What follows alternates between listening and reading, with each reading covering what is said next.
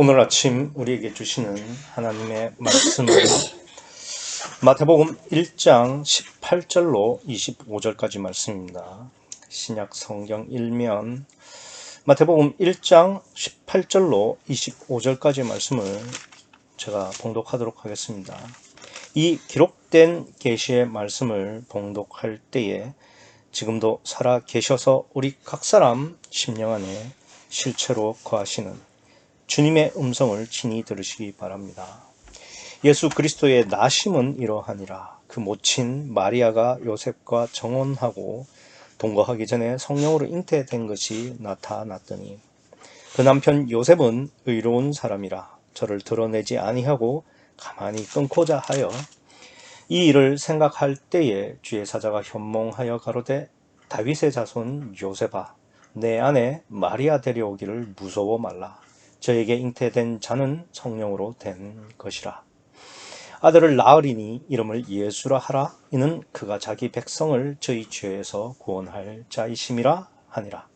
이 모든 일에 된 것을 주께서 선지자로 하신 말씀을 이루려 하심이니 가라사대 보라 처녀가 잉태하여 아들을 낳을 것이요 그 이름은 임마누엘이라 하리라 하셨으니 이를 번역한즉 하나님이 우리와 함께 계시다 함이라. 요셉이 잠을 깨어 일어나서 주의 사자의 분부대로 행하여 그 아내를 데려왔으나 아들을 낳기까지 동침치 아니하더니 낳음의 이름을 예수라 하니라. 아멘.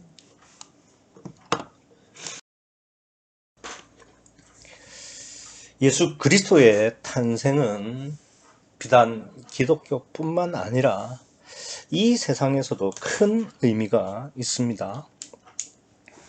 역사를 나눌 때 그리스도가 오기 전, BC, 즉 Before Christ라고 해서 기원 전이라고 부르고 그리스도가 온 후를 AD, 아노 도미니, 그리스도의 해라고 해서 기원 후로 이렇게 나누어 부르고 있습니다.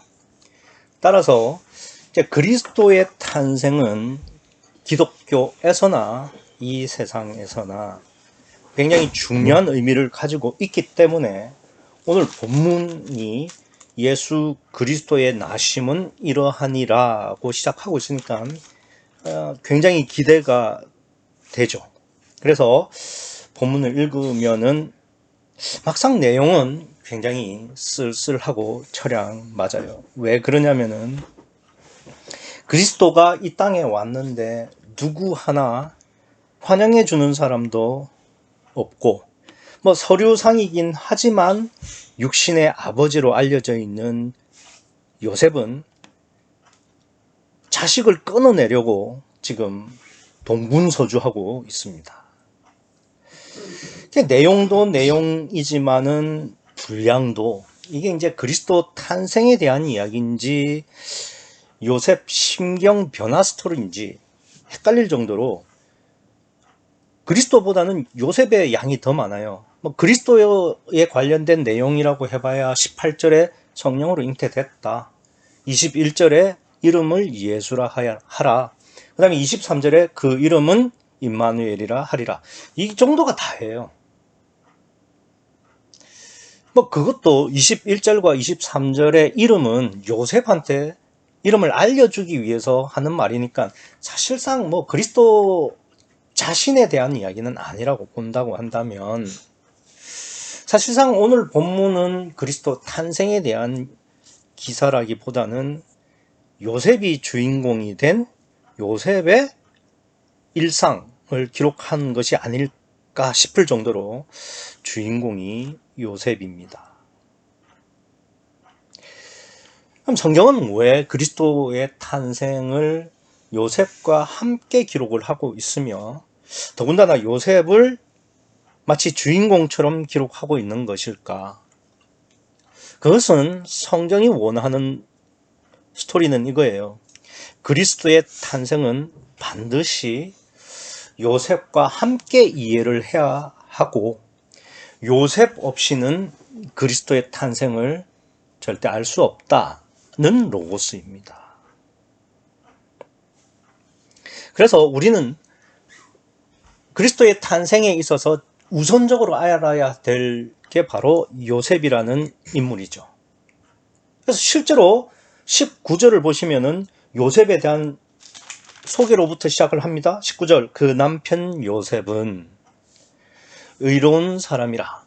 요셉은 의로운 사람이래요. 왜 의로운 사람이냐고 하냐면은 그 19절 하반절을 보면 이렇게 돼 있죠.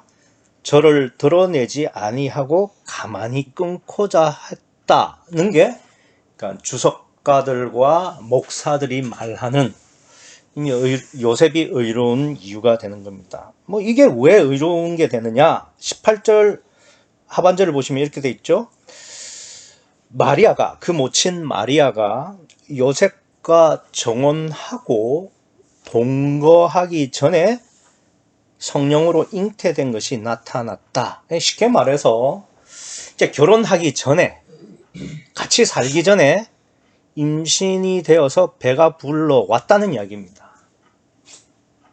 그러니까 이스라엘 율법에, 그러니까 결혼을 하려고 하는 여자 혹은 결혼한 여자가 불륜이나 혹은 간음을 했을 경우에는 반드시 돌로 쳐 죽여야 하는 규정이 있어요. 근데 지금 요셉 같은 경우에는 동거하기 전에 잉태가 된 마리아를 이제 드러내지 않는다는 말은 까발리지는 않겠다 이거죠. 그냥 조용히 덮겠다는 겁니다. 그래서 마리아의 목숨을 살려줬으니까 인간된 도리를 다 했기 때문에 이 정도면은 요셉은 의로운 사람이 아니냐, 의로운 사람일 수밖에 없다는 게 이제 주석가들과 목사들의 주장입니다. 그렇죠. 만약에 이걸 요셉이 드러냈으면 마리아는 돌에 맞아 죽었을 텐데 그냥 조용히 넘어갔으니까 일단 마리아는 살 수 있는 거죠. 그러니까 이것을 두고 요셉은 의인이다 이렇게 이야기를 하는 겁니다. 그런데 저는 이 평가에 대해서 이의가 있어요. 무슨 이의가 있냐면 20절을 보십시오. 20절에 보시면 이 일을 생각할 때에 주의 사자가 현몽하여 가로되, 그러니까 천사가 요셉 꿈에 나타나서 이야기를 했다는 겁니다.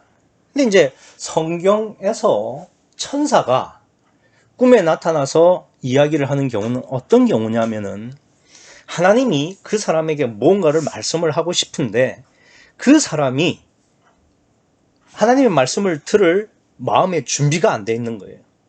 그래서 어쩔 수 없이 그 사람을 재운 다음에 꿈에 나타나서 하나님께서 일방적으로 그 사람에게 말씀을 하실 때, 그때 천사가 꿈에서 이야기를 하는 겁니다. 자, 그렇다면 20절 시작이 이렇게 돼 있잖아요. 이 일을 생각할 때에 주의 사자가 현몽했다. 그러니까 요셉이 지금 마리아랑 관련해서 어처구니가 없는 거죠. 그래서 그 일을 생각하고 있는데 이제 이 요셉을 잠들게 한 다음에 천사가 꿈에서 이야기를 했다. 저는 이 부분이 좀 이해가 안 됐습니다. 뭐 여러분은 이게 이 20절이 뭐 아무렇지도 않나요? 저는 좀 이해가 안 됐어요. 왜 그러냐면, 그러니까 이 천사가 꿈에 나타나는 경우를 살펴보면 이래요. 베드로가 이방인한테는 절대 복음을 전하지 않겠다는 어떤 고착이 있었어요. 근데 이제 하나님께서 이방인인 고넬료에게 복음을 베드로에게 전하게 해야 하는데 베드로가 말을 안 들어먹는 겁니다. 그래서 베드로를 잠들게, 비몽사몽간에 잠들게 한 다음에 고넬료에게 가서 복음을 전해라 라고 일방적으로 말씀을 하시는 때 천사가 나타나죠. 또 사도 바울도 마찬가지인데 하나님께서 아무리 마게도냐에 가서 복음을 전하라고 해도 소아시아에서 머물면서 마게도냐로 갈 생각을 안 해요. 그래서 사도 바울을 재워놓고 마게도냐로 건너가라는 꿈을 꾸게 하시죠. 이처럼 그러니까 어떤 한 곳에 딱 고착이 돼 있을 때, 막 진짜 누구 말도 안 들릴 때 하나님께서 이 천사를 보내서 꿈으로 말씀을 하시는 건데, 아니 보세요. 이 일을 생각할 때 생각할 수도 있지, 안 그래요? 그렇다고 해서 굳이 이게 꿈에서 까지 나타나서 말씀을 하셔야 되는 거냐? 저는 좀 이해가 안 됐습니다. 그래서 제가 원문을 찾아봤더니 이 생각한다라는 뜻이 그냥 우리가 알고 있는 생각한다는 뜻이 아니라 엔디오마이라는 말입니다. 이게 디오마이가 분개하다, 분해하다 그런 뜻이고 엔이 어디 안에라는 뜻이니까 엔디오마이라는 말은 이 지금 요셉이 분노에 휩싸여 가지고 정말 분노 폭발을 하고 있는 겁니다. 다시 말씀을 드리면은 이런 거예요. 19절에서 다른 사람이 볼 때는 드러나게는 괜찮아, 그냥 이걸로 접자 하고 넘어갔어요. 그러니까 다른 사람한테는 거룩하게 보이고 의롭게 보였죠. 그런데 혼자 있을 때는 어떻다는 거예요? 그게 너무 분해가지고 아니 뭐 어쩌고 어째? 나랑 정혼해놓고 바람을 폈어? 이게 막 분노에 눈이 뒤집혀가지고 그 누구 말도 안 들리고 하나님이 아무리 말씀을 하시려고 해도 이게 마음 상태가 안 되는 겁니다. 이렇게 겉다르고 속다른 사람이 의인이라고요? 아니 20절의 내용을 보세요. 천사가 뭘 말씀하시려고 하는지. 다윗의 자손 요셉아, 내 아내 마리아 데려오기를 무서워 말라. 저에게 잉태된 자는 성령으로 된 것이니라. 보세요. 지금 다윗 요셉에게 아니 이 마리아가 잉태한 거는 바람핀 게 아니고 성령으로 잉태, 즉 처녀 잉태를 한 거야. 그러니까 오해하지 말고 마리아 데려와 이야기하려고 하는 거 아닙니까? 근데 이 말을 들을 마음의 준비가 안 돼 있어서 꿈으로 밖에는 말씀을 하실 수 없는 이 상태, 그러니까 그런 심령이 요셉이라는 거예요. 근데 뭐가 의인이에요? 야, 정혼한 여자가 바람을 폈다고 생각되면은 막 사람이 순간적으로 감정에 휩쓸릴 수 있지. 뭐 그거 가지고 요셉이 의인이 아니라고 할 수 있냐? 그러면 20절에 그 천사의 내용을 다시 한번 봅시다. 다윗의 자손 요셉아, 내 아내 마리아 데려오기를 무서워 말라. 여러분 이건 이상 안 하세요? 아니 요셉이 마리아 데려오는 게 왜 무서워요? 아니 반대의 상황이면 저 이해를 하겠어요. 예컨대 요셉이 바람을 피다가 마리아한테 걸렸어. 그러면은 요셉이 마리아 데려오는 거 무서울 수 있지. 왜냐? 아니 자기의 약점이 걸려서 평생 잡혀서 살 생각을 하면은 마리아랑 결혼하는 게, 마리아 데려오는 게 두려울 수 있고 무서울 수 있잖아요. 근데 지금 현실이 그게 아니지 않습니까? 그런데 왜 요셉이 마리아 데려오는 걸 무서워해야 됩니까? 여러분 이 20절을 보시면서 뭔가 이상 안 하셨나요? 이 두렵고 무서운 것은 결과예요. 그러면 두렵고 무서운 것의 원인이 있는데 그 두렵고 무서운 것의 원인이 뭐냐면은 싫어하는 것입니다. 그러니까 두렵고 무서운 것에는 반드시 그 두렵고 무서운 것에 대한 원인인 싫어함이 있어요. 근데 저는 제가 어렸을 때만 해도 학교를 다닐 때, 그러니까 시험을 보고 성적표를 받으면은 반드시 그 통지표에다가 그 부모님의 도장을 찍어서 부모님이 이 성적을 확인했다는 것을 확인을 한 다음에 선생님한테 다시 제출하는 거였어요. 그래서 시험을 치고 통신표를 받으면은 그 한 2, 3일간은 굉장히 가시방석인 거예요. 아니 평소처럼 부모님이 부르는데도 막 겁이 덜컹덜컹 나요. 아, 혹시 또 통신표 가져오라고 하는 건가 싶어가지고. 그러면 왜 통신표를 받아오면은 부모님이 무섭고 두렵게 여겨집니까? 그거는 통신표에 있는 내 성적이 까발려지면은 내가 공부를 안 했다는 것이 드러나니까 그게 싫은 거예요. 그게 싫고 그게 부모님이 무섭고 두려운 걸로 연결이 되는 겁니다. 또 성경에 보면은 사람들이 하나님을 무서워하고 두려워하죠.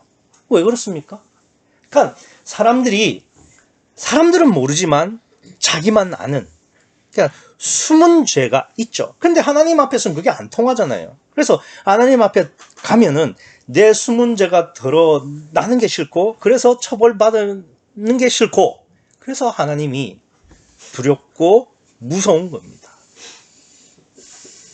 그러면 한번 봅시다. 이 요셉은 왜 마리아 데려오는 게 무서울까요?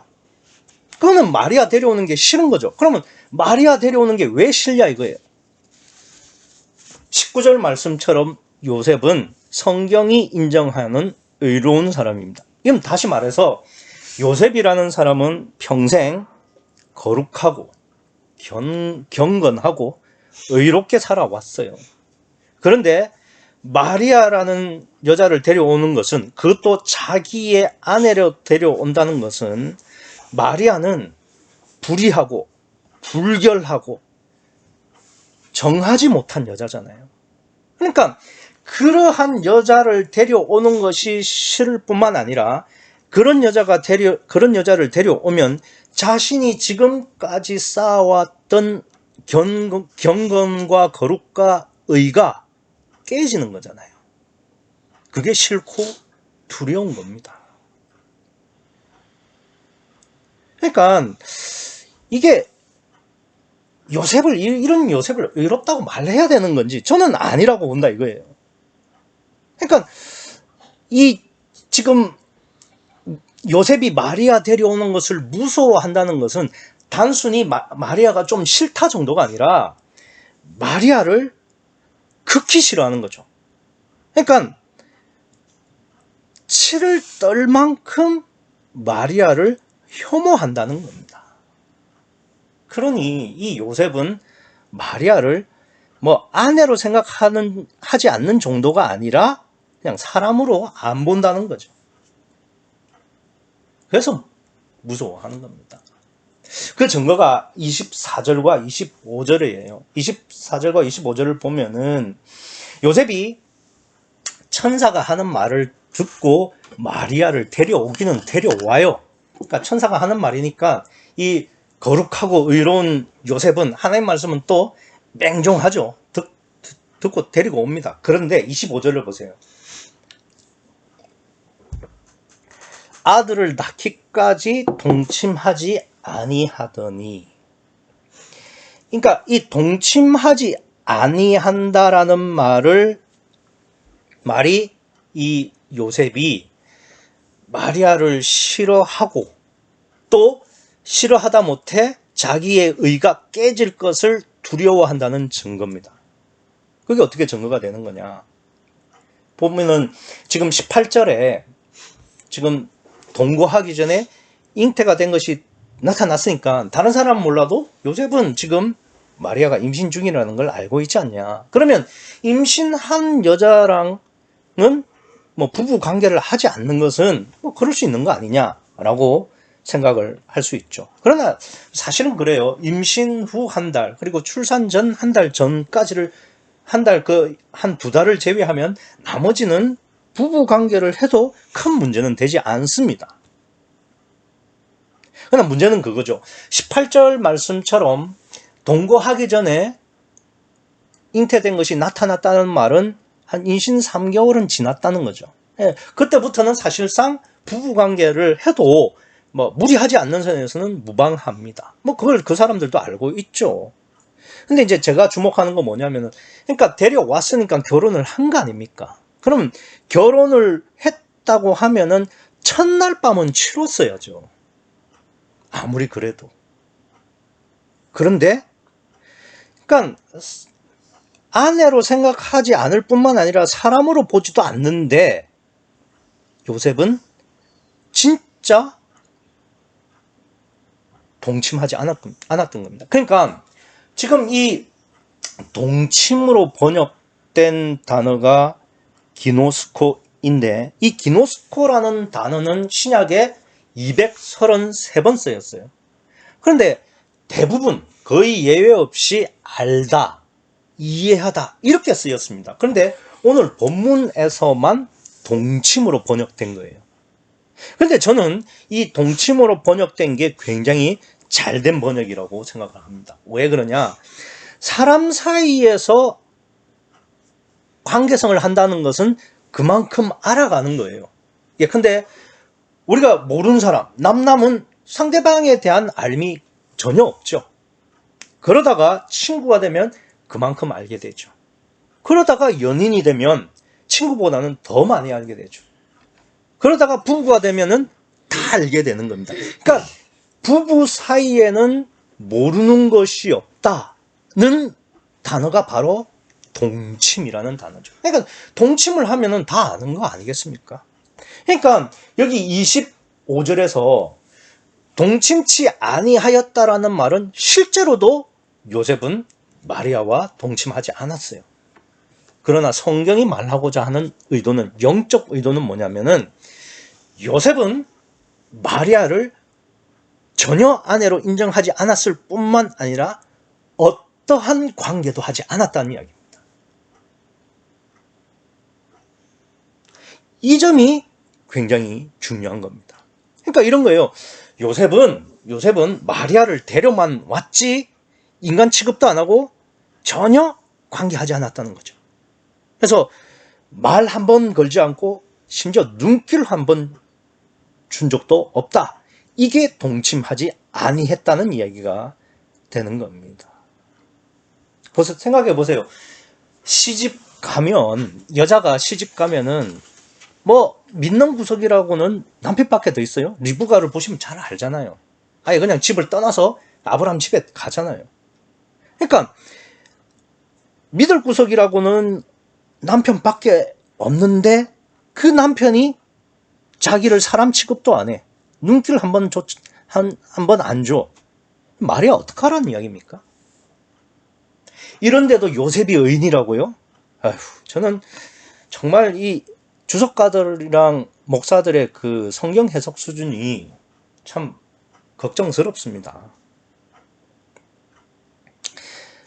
저는 솔직히 그러니까 저를 드러내지 않고 가만히 끊고자 하는 것이 의의 평가 기준이라고 하는데 저는 그 역시 아니라고 봐요. 왜 그러냐? 한번 생각을 해보세요.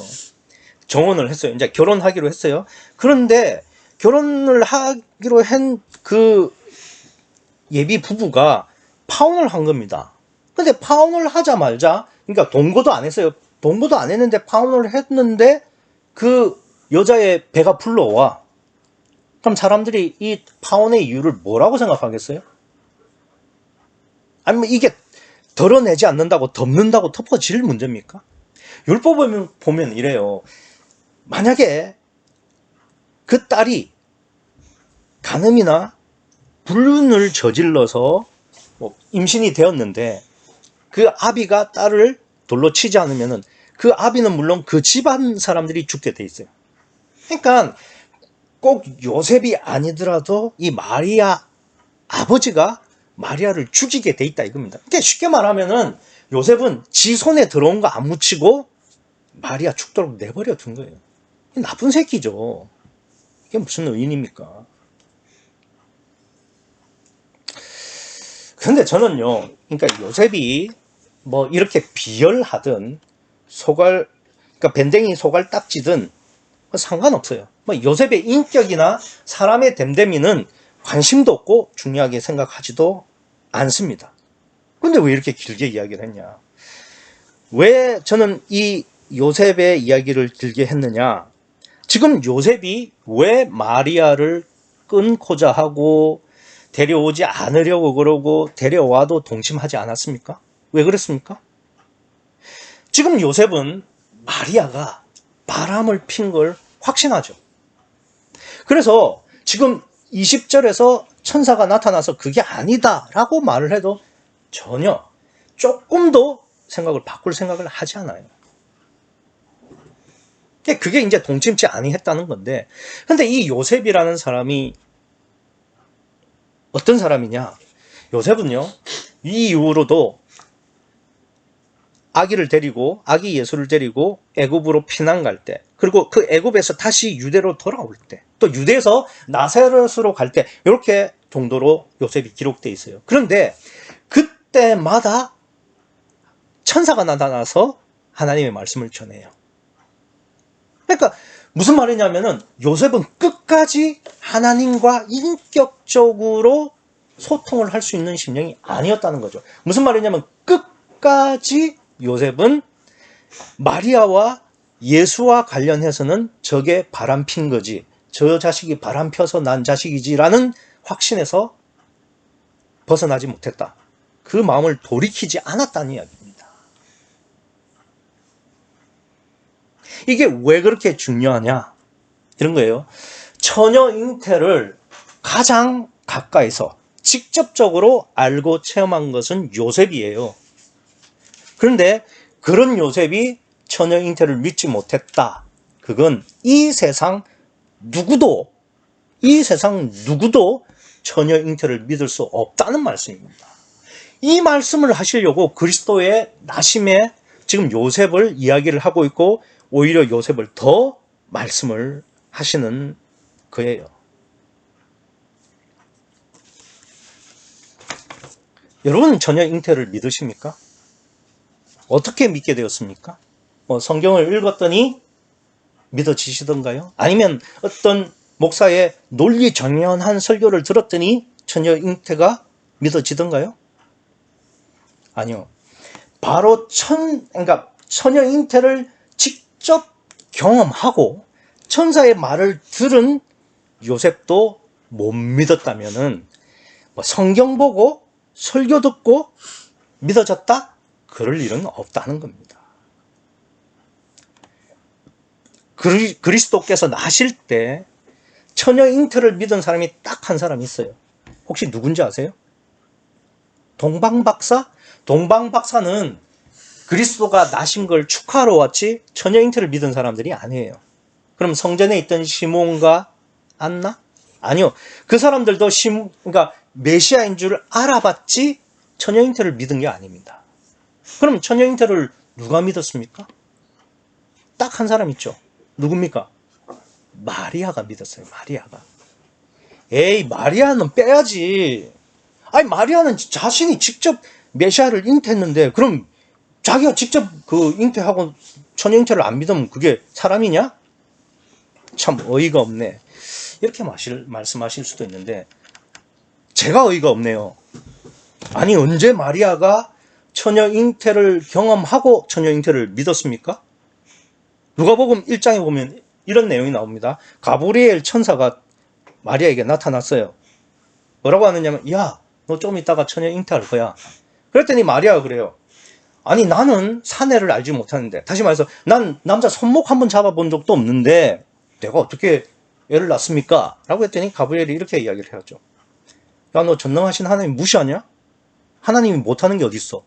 그랬더니 마리아가 이렇게 이야기하죠. 아, 그렇네요. 주의 계집 종이오니 주의 뜻대로 이루어지니다. 순서를 잘 알아야 됩니다.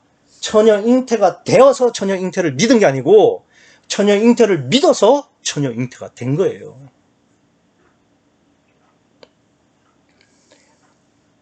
요셉은요, 끝끝내 저게 어떤 놈이랑 바람 피워서 임신한 거지, 이 생각을 못 버려서 끝끝내 꿈만 꾸다가 성경에서 사라지는 거예요. 그러니까 자기를 의심할 줄 모르는 사람 절대 처녀 잉태를 믿을 수 없어요. 그래서 그리스도의 나심은 요셉과 반드시 세트로 이해를 해야 되는 겁니다. 그런데 마리아가 처녀 잉태를 믿는다는 게 어떤 의미인지 아세요? 제가 금방도 앞서도 말씀을 드렸지만 율법에서, 그러니까 결혼을 하기 전에 혹은 결혼한 후에 불륜이나 간음한 사실이 드러나서 임신을 하게 되면 그 여자는 반드시 돌에 맞아 죽게끔 되어 있다고 그랬죠. 그리고 실제로 오늘 본문에서 그런 일이 일어나잖아요. 그러면 마리아가 처녀 잉태를 받아들인다는 것, 믿는다는 것은 사실상 마리아는 자기의 목숨을 포기한 겁니다. 자기의 모든 것을 던진 거라고요. 그러니까 처녀 잉태라는 것을 믿으려면은 자기를 다 던지고 자기를 죽이지 아니하면 믿을 수 없다는 것이 오늘 본문의 그리스도와 요셉의 로고스고 마리아의 로고스인 거예요. 그럼 제가 다시 한번 여러분에게 여쭤보겠습니다. 여러분은 처녀 잉태를 믿고 있습니까? 여러분은 여러분의 모든 것을 다 던지고 나를 죽을 것을 각오하고 처녀 잉태를 믿었습니까? 만약에 그런 일이 없다면 처녀 잉태를 믿는다고 착각하는 거예요.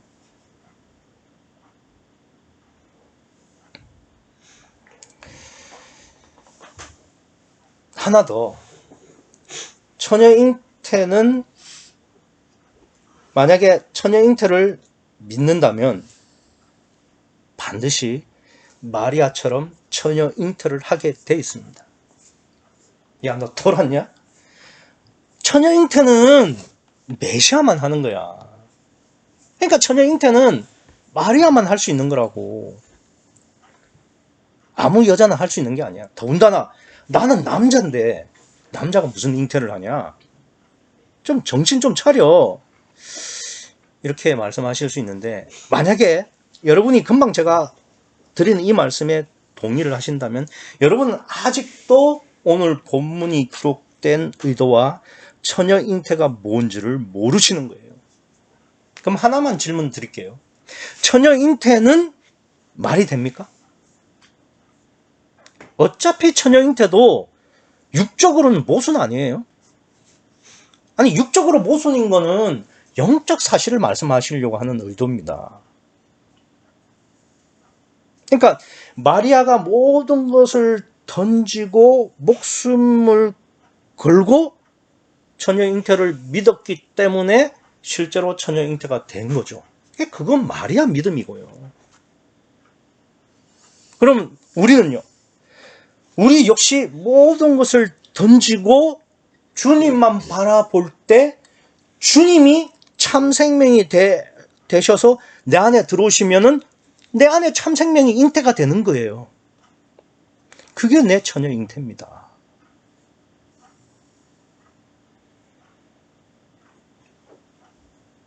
그러니까 마리아가 모든 것을 던지고 목숨을 걸고 주님만 바라보았을 때 처녀 잉태가 믿어졌고, 그리고 실제로 처녀 잉태가 되었듯이 우리 역시 다 던지고 목숨을 걸고 깨져야 주님이 함께 하심으로 말미암아서 내 안에 참 생명이 잉태되는 임마누엘 잉태가 가능하다는 이야기예요. 그 말씀을 하시려는 겁니다.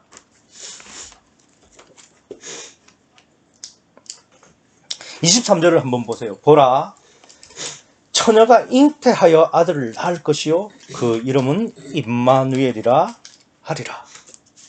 근데 여러분 성경을 읽어보셔서 아시겠지만 본문 이후로 누가 임마누엘이라고 부르는 것을 보신 적이 있습니까? 혹은 누군가가 임마누엘로 불리는 것을 보신 적이 있습니까? 본문 이후로 임마누엘이라는 단어 자체가 안 나옵니다. 아무도 임마누엘을 부르지 않았어요. 그러면 예수 그리스도의 나심에, 예수 그리스도의 탄생에 있어서 이 예수라는 이름과 임마누엘이라는 이름이 불려져야 그게 그리스도의 탄생을 완성하는 거 아닙니까? 그래야 예언이 성취되는 거 아니냐 이거예요.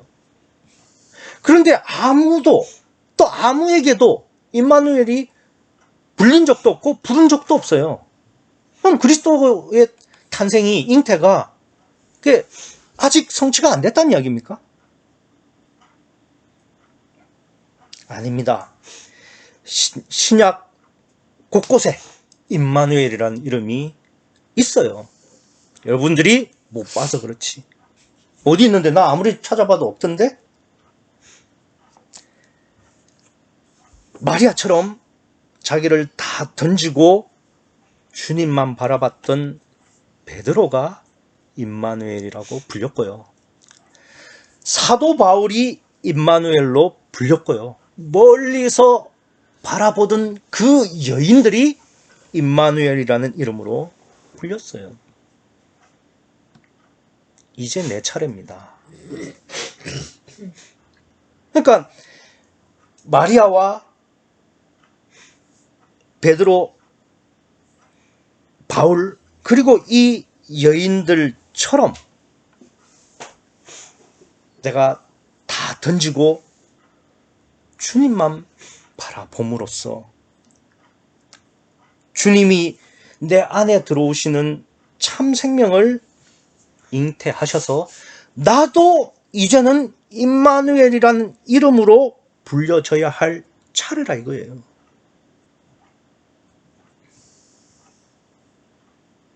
마리아만 처녀 잉태할 수 있는 거 아니에요. 우리도 다 던지고 주님만 바라보면 임마누엘이라는 이름으로 잉태할 것입니다. 이 축복이 여러분과 제게 있기를 간절히 소원합니다. 기도하시겠습니다.